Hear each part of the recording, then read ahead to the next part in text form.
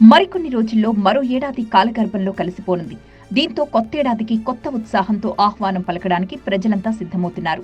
ఈ నేపథ్యంలో గతేడాది జరిగిన జ్ఞాపకాలను నెమరు వేసుకుంటున్నారు. మరి 2023లో భారతీయ రైల్వే కొత్తగా చేసిన ఆ మార్పులేంటి?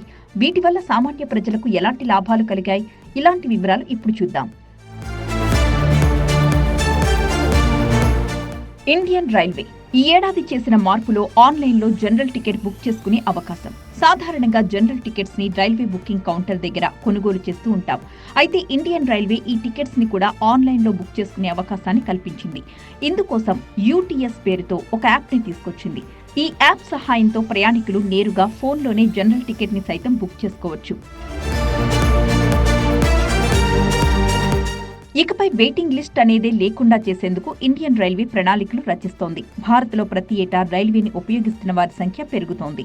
దీంతో తత్కాల్ టికెట్ బుక్ చేసుకోవడం, కన్ఫర్మేషన్ కోసం ఎదురు చూడడం వంటి సమస్యలు వస్తాయి. అయితే ఈ సమస్యకు చెక్ పెట్టడానికి కేంద్ర రైల్వే శాఖ మంత్రి అశ్విని వైష్ణవ్ పూనుకున్నారు.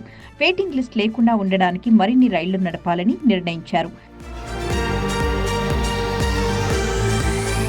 ఇక ఈ ఏడాది ఇండియన్ రైల్వే తీసుకొచ్చిన మరొక మార్పు, సాధారణంగా ట్రైన్లో ప్రయాణిస్తున్న సమయంలో టీటీఈ ఎవరైనా టికెట్ లేకుండా ప్రయాణిస్తే చెక్ చేసి జరిమానా విధిస్తారు.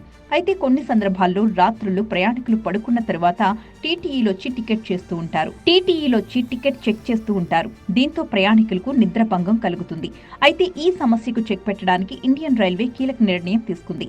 ప్రయాణికులకు కలుగుతున్న అసౌకర్యానికి చెక్ పెట్టడానికి రాత్రి 10 గంటల తరువాత టీటీఈ టికెట్ తనిఖీ చేయకూడదు అన్న నిబంధనను రూపొందించారు.